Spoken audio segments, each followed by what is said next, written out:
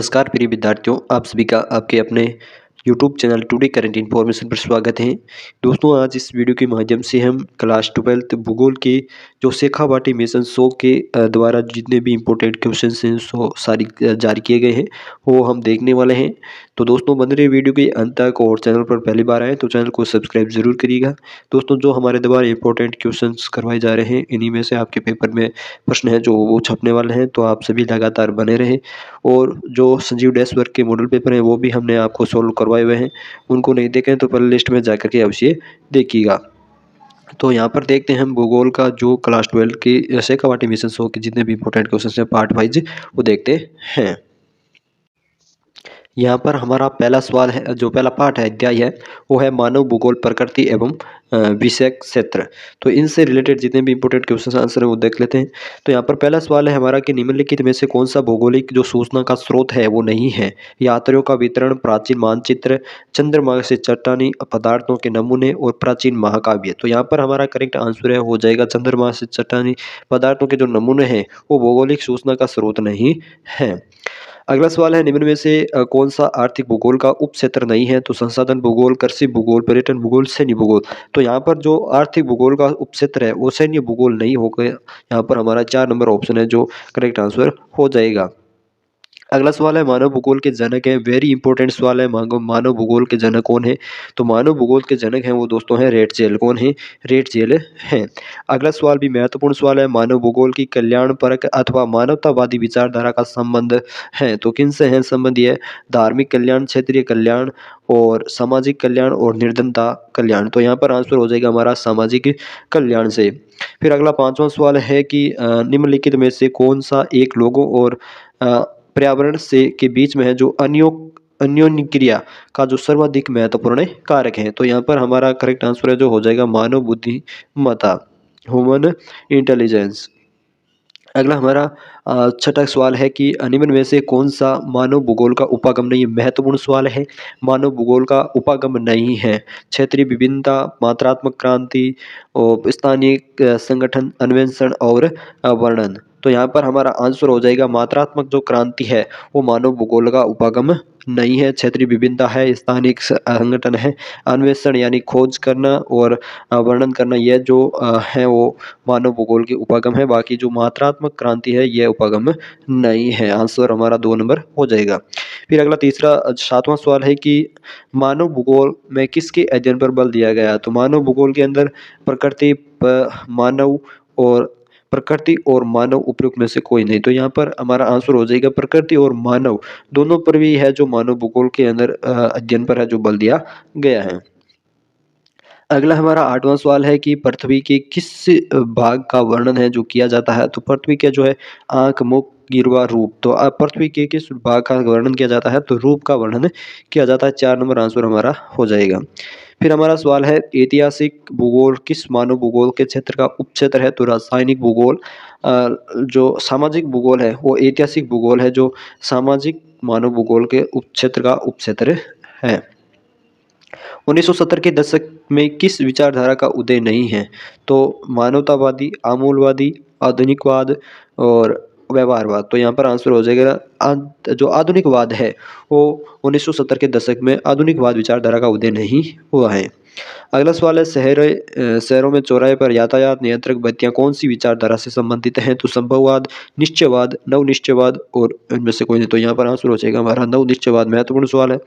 ये थे हमारे ऑब्जेक्टिव टाइप के क्वेश्चन। फिर है हमारा अति लघुतरात्मक क्वेश्चन जहाँ पर 12वां सवाल है पर्यावरणीय निश्चयवाद से क्या अभिप्राय। वेरी इंपॉर्टेंट सवाल है। पर्यावरणीय निश्चयवाद क्या है?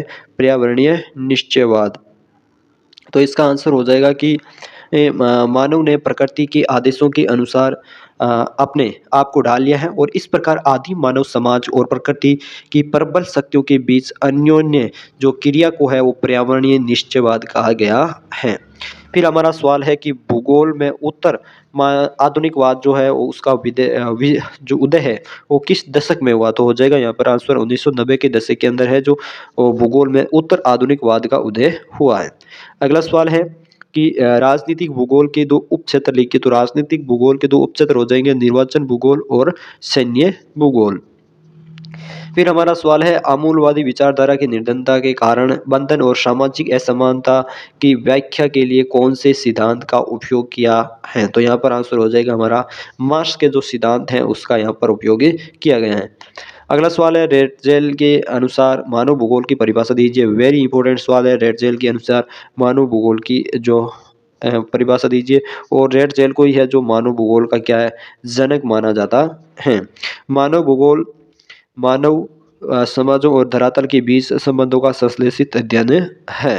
ये परिभाषा किससे संबंधित है तो रेटजेल से संबंधित है। अगला हमारा सवाल है एलन सी सैंपल के अनुसार मानव भूगोल की परिभाषा दीजिए। तो मानव भूगोल की परिभाषा यहाँ पर हो जाएगी कि मानव भूगोल अस्थिर पृथ्वी और क्रियाशील मानव के बीच परिवर्तनशील संबंधों का अध्ययन ही क्या है मानव भूगोल है। तो यह किसकी परिभाषा हो जाएगी, यह परिभाषा है जो हो जाए एलन सी सैंपल की अनुसार। अगला 18वां सवाल है जर्मन भूगोलवेताओं ने राज्य यानी देश का वर्णन है जो किस रूप में किया है। तो यह हो गया जीवित जीव। फिर हमारा सवाल है पृथ्वी के दो प्रमुख घटक कौन से हैं। तो एक तो हो जाएगा प्रकृति और दूसरा हो जाएगा मनुष्य। और यहाँ पर आप जीवन भी लिख सकते हो। और 20वां सवाल है हमारा मानव परिसंचरण की धमनियों की कुल तुलना है वो जो किससे की गई है। तो यहाँ पर की गई है सड़कों, रेल मार्गों और जल मार्गों के जाल से है जो मानव परिसंचरण की धमनियों से तुलना है वो की गई है। अगला सवाल है किस विचारधारा में निर्धनता के कारण और सामाजिक असमानता की व्याख्या है जो की गई है। तो यहाँ पर आंसर हो जाएगा आमूलवादी यानी रेडिकल विचारधारा द्वारा। ये था हमारा जो सवाल यहाँ पर। इसके अतिरिक्त जो हमारे लघुतरात्मक क्वेश्चन है वो हम देख लेते हैं। बाकी आपका PDF है जो Telegram group RBC classes 12th में आपके साथ शेयर कर दी जाएगी, वहाँ पर आपको देख सकते हो।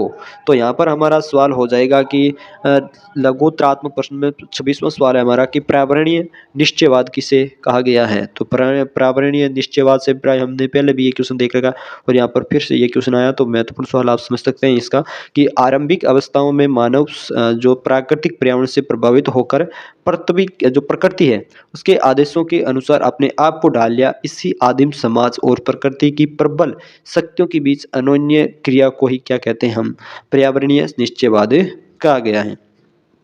फिर हमारा सवाल है कि संभववाद क्या है और इसके जनक कौन है। तो मानव सामाजिक और सांस्कृतिक विकास के साथ अधिक जो सक्षम है वो प्रौद्योगिकी का विकास करते हैं और इससे प्रकृति अवसर प्रदान करती है और इस मानव है जो इसका उपयोग करता है और तथा धीरे धीरे प्रकृति का जो मानवीकरण है वो हो जाता है। और इसे ही हम क्या कहते हैं संभववाद कहते हैं और इसे ही संभववाद नाम दिया गया है। संभववाद के जो जनक हैं वो है पॉल विडाल डी लोब्लास। अगला हमारा 28वां सवाल है कि नव निश्चयवाद क्या है और यह संकल्पना किसने प्रस्तुत की। तो यह भी महत्वपूर्ण सवाल है नव निश्चयवाद। तो नव निश्चयवाद यानी इसके अनुसार न पर्यावरणीय निश्चयवाद की दशा है न ही संभववाद की दशा है। इसका अर्थ है कि प्राकृतिक नियमों का पालन करके हम प्रकृति पर विजय प्राप्त कर सकते हैं और यह संकल्पना ग्रिफिथ जो टेलर है उसने दी थी। अगला सवाल है सामाजिक भूगोल के 3 उप क्षेत्रों के नाम बताइए। ये महत्वपूर्ण सवाल है। तो यहाँ पर हो जाएंगे 3 उप क्षेत्र कौन कौन से व्यवहारवादी भूगोल, सामाजिक कल्याण का भूगोल, मानव जो सांस्कृतिक भूगोल है ये यहाँ पर हो जाएंगे सामाजिक भूगोल के 3 उप क्षेत्र। और आर्थिक भूगोल के क्षेत्र हो जाएंगे संसाधन भूगोल, कृषि भूगोल और पर्यटन भूगोल। फिर यहाँ पर सुमेलित करना है तो सुमेलित आप इस PDF के अंदर देख सकते हैं। और अगला हमारा पाठ है दूसरा जो अध्याय है वो है विश्व जनसंख्या वितरण घनत्व और वृद्धि। तो यहाँ पर हमारा सवाल है कि एशिया में बहुत अधिक स्थानों पर कम लोग और कम स्थानों पर बहुत अधिक लोग रहते हैं। ये टिप्पणी किसने की। वेरी मोस्ट सवाल है ये कि एशिया में बहुत अधिक स्थानों पर कम लोग और कम स्थानों पर बहुत अधिक लोग रहते हैं। ये टिप्पणी किसने की है। तो ये टिप्पणी की है जॉर्ज बी क्रेसी ने। किसने की है। जॉर्ज बी क्रेसी ने की है। निम्नलिखित में से किस महाद्वीप में जनसंख्या वृद्धि है जो सर्वाधिक है। तो हो जाएगा यहाँ पर आंसर जो अफ्रीका महाद्वीप है उसमें जनसंख्या वृद्धि दर है जो सर्वाधिक है। अगला सवाल है निम्नलिखित में से कौन सा विरल जनसंख्या का क्षेत्र नहीं है। तो विरल जनसंख्या का क्षेत्र अटाकामा, भूमध्य रेखीय प्रदेश, दक्षिण पूर्वी एशिया और यहाँ पर हो जाएगा हमारा जो ध्रुवीय प्रदेश है। तो यहाँ पर आंसर हो जाएगा दक्षिण पूर्वी एशिया जो विरल जनसंख्या वाला क्षेत्र नहीं है। अगला सवाल है कि उद्योगों की उपस्थिति के कारण विश्व का कौन सा सघन प्रदेश है जो सघन है वो है जापान का कोबे ओसाका। फिर हमारा सवाल है कि विश्व की 90% जो जनसंख्या है वो कितने प्रतिशत स्थल भाग पर निवास करती है। महत्वपूर्ण सवाल है, एबीसीडी के अंदर पूछा जा सकता है यह सवाल आपकी कि विश्व की 90% जनसंख्या है वो कितने प्रतिशत स्थल भाग पर निवास करती हैं। तो यहाँ पर हमारा जो आंसर है वो हो जाएगा 10% जनसंख्या है जो विश्व की वो 90% जनसंख्या है उस पर स्थल भाग पर निवास करती है, यानी 10% जो स्थल भाग है उस पर विश्व की 90% जनसंख्या है वो यहाँ पर क्या करती है, निवास करती है। फिर हमारा सवाल है कि विश्व में सर्वाधिक जनसंख्या घनत्व वाला देश है। तो विश्व सर्वाधिक घनत्व वाला सिंगापुर देश है। दोस्तों कमेंट में बताइए कि जो भारत का जनसंख्या घनत्व है वो कितना है। अगला हमारा सवाल है कि प्रवास को प्रभावित करने वाला जो प्रवास को प्रभावित करने वाला प्रतिकर्ष कारक हैं। तो यहाँ पर हो जाएगा हमारा आंसर प्राकृतिक जो विपदाएं हैं वो प्रतिकूल जलवायु और बेरोजगारी, ये सभी है जो यहाँ पर आंसर हो जाएंगे। 4 नंबर ऑप्शन हमारा करेक्ट आंसर हो जाएगा, यानी प्राकृतिक विपदाएं, जो प्रतिकूल जलवायु, बेरोजगारी। फिर हमारा 8वां सवाल है प्रवास को प्रभावित करने वाला जो अपकर्ष कारक हैं वो है यहाँ पर काम के बेहतर अवसर, रहन सहन की अच्छी दशाएं, जीवन व संपत्ति की सुरक्षा और उपयुक्त सभी आंसर हमारा यहाँ पर हो जाएगा। फिर हम जो दोस्तों इंपॉर्टेंट सवाल हैं वो देख लेते हैं, बाकी पीडीएफ आपको टेलीग्राम ग्रुप में डाल देंगे। तो यहाँ पर दूसरे जो आपका पार्ट है इससे रिलेटेड आपके जो रिक्त स्थान से भी रिलेटेड सवाल है यहाँ पर पूछे जा सकते हैं। तो यहाँ पर रिक्त स्थानों की पूर्ति से रिलेटेड भी यहाँ पर सवाल आपको दिए गए हैं। तो हम यहाँ पर जो अब लघुत्तरात्मक जो क्वेश्चन है वो यहाँ पर देख लेते हैं। लघुत्तरात्मक सवाल के अंदर हमारा पहला सवाल है जनसंख्या वितरण प्रारूप क्या है। तो जनसंख्या वितरण प्रारूप क्या, महत्वपूर्ण सवाल है। तो जनसंख्या वितरण का शाब्दिक अर्थ होता है भूपृष्ठ पर लोग किस प्रकार वितरित हैं, और मोटे तौर पर विश्व की जनसंख्या का 90% इसके 10% स्थल भाग में निवास करता है और विश्व जनसंख्या असमान रूप से विस्तृत है। जनसंख्या घनत्व को परिभाषित कीजिए एवं जनसंख्या घनत्व का सूत्र लिखिए। महत्वपूर्ण सवाल है ये कि जनसंख्या घनत्व को परिभाषित कीजिए। तो जनसंख्या घनत्व की जो परिभाषा है वो जाएगी कि प्रति वर्ग किलोमीटर के अंदर है जो रहने वाले व्यक्तियों की संख्या को जनसंख्या घनत्व कहते हैं। जैसे यहाँ पर कोई शहर है और इस शहर के इधर भी 1 किलोमीटर हो गया, इधर भी किलोमीटर, यानी चारों ओर से जितना भी आप 1 किलोमीटर एरिया के अंदर जितने भी लोगों की संख्या है वो क्या हो जाएगा, यहाँ पर उसका घनत्व हो जाएगा।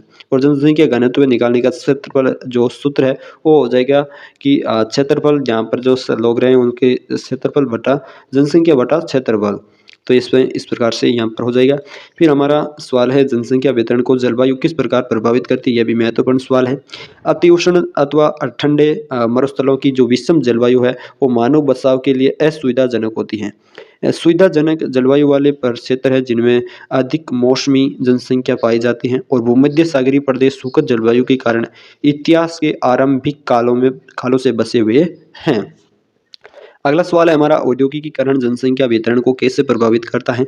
तो औद्योगिक पेटियां जो रोजगार के अवसर उपलब्ध कराती हैं, इसमें कारखानों के श्रमिक ही नहीं बल्कि परिवहन परिचालक, दुकानदार, बैंक कर्मी और डॉक्टर, अध्यापक तथा अन्य सेवाएं उपलब्ध कराने वाले भी होते हैं। जापान का कोबे का ओसाका प्रदेश है जो अनेक उद्योगों की उपस्थिति के कारण सघन बसा हुआ है। यह हो गया यहाँ पर इसका आंसर। फिर हमारा अगला सवाल है वो है जनसंख्या वृद्धि से आप क्या समझते हैं। वेरी इंपॉर्टेंट सवाल है जनसंख्या वृद्धि। तो जनसंख्या वृद्धि यानी जनसंख्या वृद्धि अथवा जनसंख्या परिवर्तन का अभिप्राय किसी क्षेत्र में समय की निश्चित अवधि के दौरान बसे हुए लोगों की संख्या में परिवर्तन से है। जो यह परिवर्तन धनात्मक भी हो सकता है और ऋणात्मक भी हो सकता है। इसे निरपेक्ष संख्या का अथवा प्रतिशत के रूप में अभिव्यक्त किया जा सकता है। यही क्या है, जनसंख्या वृद्धि है। जनसंख्या वृद्धि हो गया। और फिर हमारा सवाल है कि प्रवास किसे कहते हैं, इसके प्रतिस्कर और अपकर्ष है जो कारक है बताइए। जब लोग एक स्थान से दूसरे स्थान पर आवागमन करते हैं तो इसे हम क्या कहते हैं, प्रवास कहते हैं। दोस्तों कमेंट में बताइए कि हमारे भारत के अंदर प्रवासी दिवस कब मनाया जाता है। और प्रवास है जो प्रवास के प्रतिकर्ष कारक है जो हो जाएंगे बेरोजगारी, रहन सहन की निम्न दशाएं और राजनीतिक उपद्रव, प्रतिकूल जलवायु, प्राकृतिक विपदाएं और महामारियां। और अपकर्ष का कारक हो जाएगा काम के बेहतर अवसर, रहन सहन की अच्छी दशाएं, शांति व स्थायित्व और जीवन व संपत्ति की सुरक्षा तथा अनुकूल जलवायु। ये जो यहाँ पर इसका आंसर है जो हो जाएगा।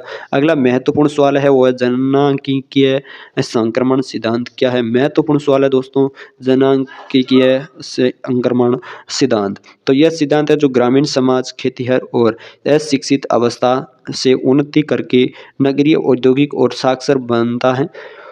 तो किसी प्रदेश की जो जनसंख्या है उसकी उच्च जन्म दर और जो मृत्यु दर की निम्न जन्म और निम्न मृत्यु दर में परिवर्तित होती है। क्या है?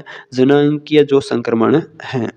जनसंख्या नियंत्रण पर कोई 4 उपाय लिखिए। ये भी इम्पोर्टेंट सवाल है, वेरी इंपॉर्टेंट सवाल है कि जनसंख्या नियंत्रण के कोई 4 उपाय लिखिए। तो परिवार नियोजन पहला हो जाएगा हमारा कि इसमें बच्चों के जन्म को रोकना व अंतराल रखना। दूसरा, महिलाओं के स्वास्थ्य का बेहतर रखरखाव।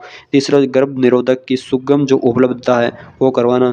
और जनसंख्या वृद्धि के प्रभावों का जन जागरूकता फैलाने। फिर हमारा 9वां सवाल है कि किसी प्रदेश की जनसंख्या है जो 1.50 हजार तथा क्षेत्रफल 100 वर्ग किलोमीटर है, तो जनसंख्या घनत्व ज्ञात कीजिए। तो यहाँ पर हमारा जनसंख्या घनत्व का जो सूत्र होता है वो होता है जनसंख्या बटा क्षेत्रफल।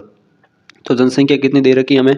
ये दे रखी है 1.50 हजार, तो यहाँ पर हो गई है। और जो क्षेत्रफल है वो दे रखा 100, तो यहाँ पर जनसंख्या बटा हम 100 करेंगे तो यहाँ पर आ जाएगा 1500 व्यक्ति जो प्रति वर्ग किलोमीटर के अंदर हैं वो रहते हैं। ये घनत्व निकल करके आ जाएगा। तो यह था हमारा जो भी इम्पोर्टेंट सवाल 2 पार्टों के जो हमने देखे हैं। तो कैसा लगा वीडियो कमेंट करके ज़रूर बताइएगा और इस वीडियो को अपने दोस्तों के साथ भी शेयर ज़रूर कीजिएगा ताकि वो भी देख सकें। और मिलते हैं हम ऐसे ही जो अगले अध्याय हैं 30-4 उनके साथ। तब तक के लिए धन्यवाद। जय हिंद, जय भारत।